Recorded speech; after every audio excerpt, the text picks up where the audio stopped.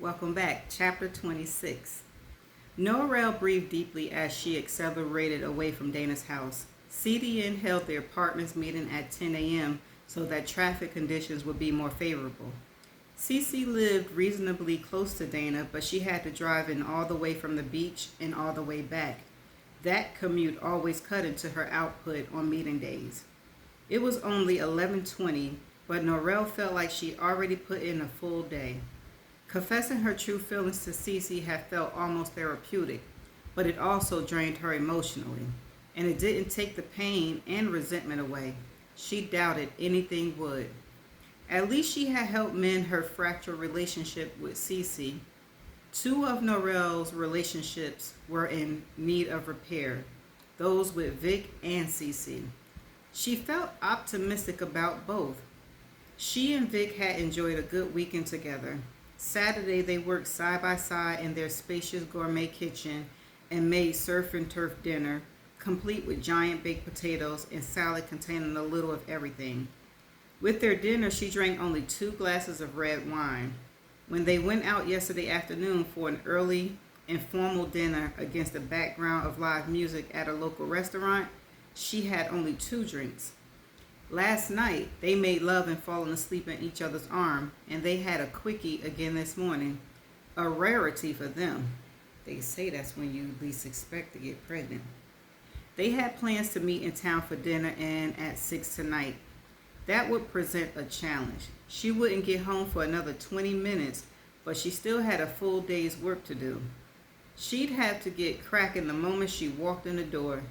To meet Vic by 6, she'd have to be dressed and on her way downtown by 5:15, and that time would be here before she knew it. But she just had to have something to calm her nerves after the confrontation with Cece. She knew that 3/4 liter bottle of Smirnoff at home had only a few drops left. "I'll have 1 drink before I start my work," she promised silently as she pulled into the parking lot of the liquor store, "just to take the edge off. Then I'll be fine." Vic looked at his watch impatiently. 20 after 6 already? Where the hell was Norrell? His cell phone began to ring, and one look at the originated number and he knew the reason for the call. "Yeah," he greeted without enthusiasm. "Vic, I'm so sorry." "Don't bother, Norrell. I know what's coming. You're busy with your work. You lost track of time. Why don't we just forget it? I'll be home soon." He broke the connection before she could respond. I sure hope she didn't get into an accident or she in jail. Even as he said the words, Vic knew he wasn't going home, at least not right away. Let her worry about him for a change, if she even noticed his absence. He signaled the bartender for the check. He'd finished his beer, then have a good dinner at that seafood place upstairs where he planned to take Norrell. Mitchie moved with quick steps. Her co-workers were getting together for drinks at the landing after work, but she stayed late to finish some research she was doing with a source in Texas where it was an hour earlier. She hoped the others were still there. They were, but they were about to leave. "I'll have to catch y'all next time," she said. "Are you going home?" someone asked. "No, I think I'll get some dinner to take out." Is Mitchie and Vic about to oop? Mitchie walked around the landing, a large wharf-like structure with shops and restaurants on the bank of St. John's, trying to decide what to get for dinner. She was familiar with the fast food stand on the upper level facing the street. Sit-down restaurants lined the side of the building facing the river, offering both indoor and outdoor seating. She knew from her co-worker that new restaurants came and went all the time. Hooters was one of the few long-term tenants, but she didn't feel like eating chicken wings while those Hooter girls, flinging long blonde tresses, strutting around in their too tight t-shirts and bright orange shorts, so short that their flat little butt cheeks hung out. They should hire more sisters if they wanted nice round behinds. The menu the seafood restaurant posted outside its entrance made her mouth water. That was it. Same place Vic going. She approached from behind what appeared to be a middle-aged black man who, judging from his slim torso, flat belly, worked hard at keeping himself in shape. He must have sensed she was behind him because he glanced around and smiled at her, then held the door open for her to walk through. "Thank you," she said graciously, noting that not only did he take care of himself, he was handsome as well, in an older man type of way. The hostess approached and smiled at them. "Table for two?" Mitchie and the stranger looked at each other and laughed. "No," she told the woman. "Actually, I just want to see a menu so I can place a takeout order." "And I need a table," the man said. Could you give us a minute?" "Certainly." The hostess promptly disappeared. Mitchie looked at the stranger with an arched eyebrow, although she knew the question about to be asked. "It seems a little silly to dine alone if I can have some company," he said. "My wife stood me up. Would you join me? It's just dinner." "No, don't do it." Mitchie shrugged. He had a point.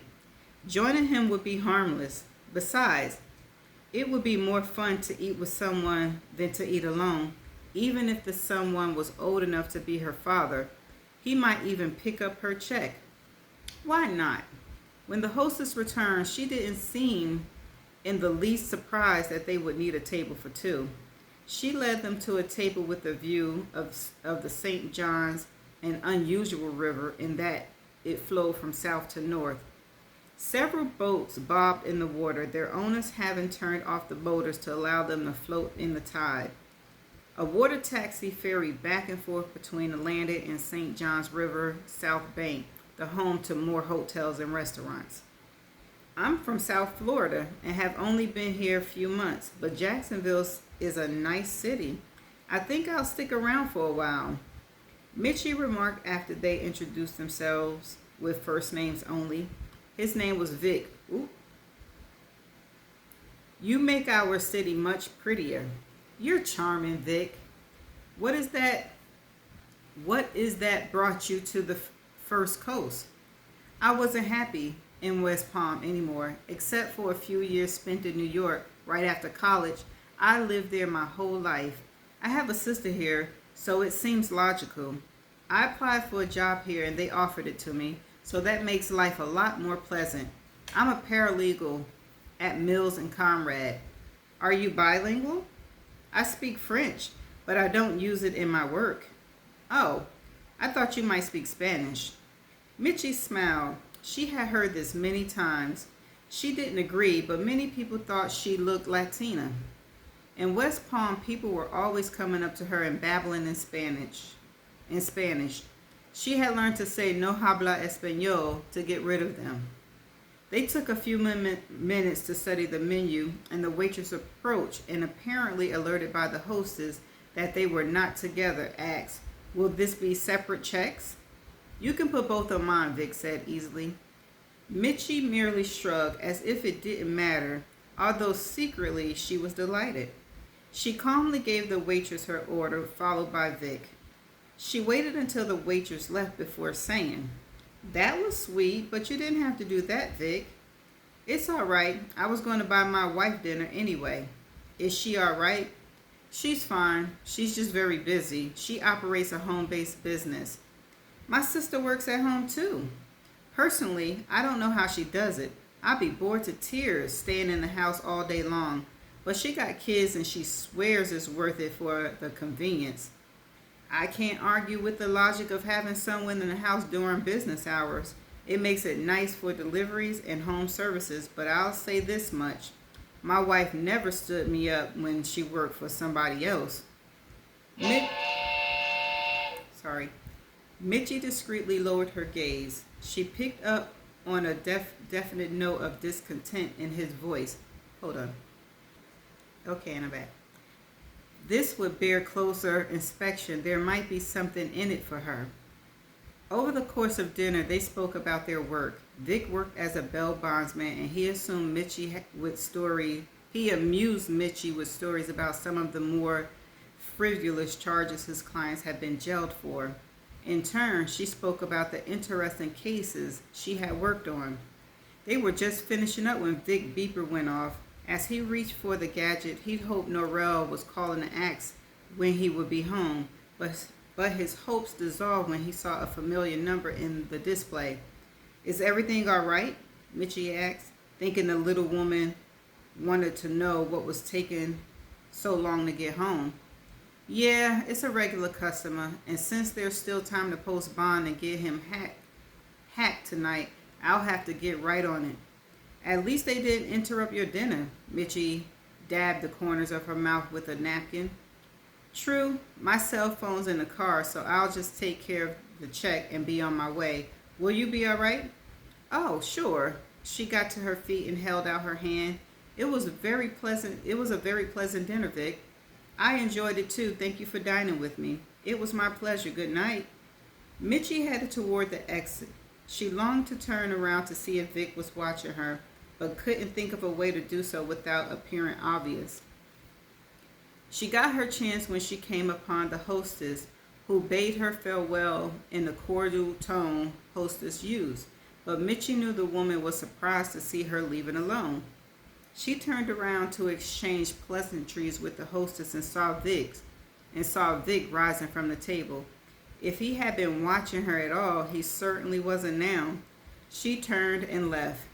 There went a man obviously very much in love with his wife. She hoped the wife realized it, because even the most faithful husband had a breaking point. She shrugged. It wasn't like she wasted her time. She got a nice dinner out of it. When she stepped into her dark apartment, she saw the orange blinking light on her cordless phone, indicating someone had left a message. She took her time getting to it. It had been a long day, longer than she planned on, and she wanted nothing more than to get out of her business clothes and relax. She changed into a terry cloth halter dress and booties and poured an Arizona chocolate soda over ice before finally picking up the phone to see who had called. She hoped it wasn't Cece. Her sister called her at least twice a week. Their relationship had been strained since the unpleasantness with Sean, but Mitchie had a hunch that Cece kept an eye on her for the benefit of their parents, whom she knew worried about her living alone in a strange city. But it was a deep male voice that greeted her. Hey Mitchie, it's Errol. I was just thinking about you and wanted to hear your voice. I'll try you again about 9. She smiled, glad she missed his call.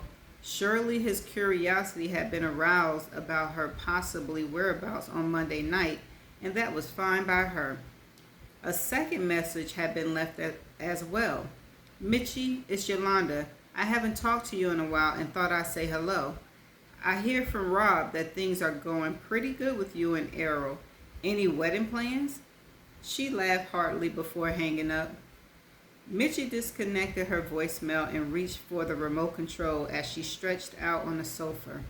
Carefully cocooned in a blanket she kept handy to protect the white cotton upholstery.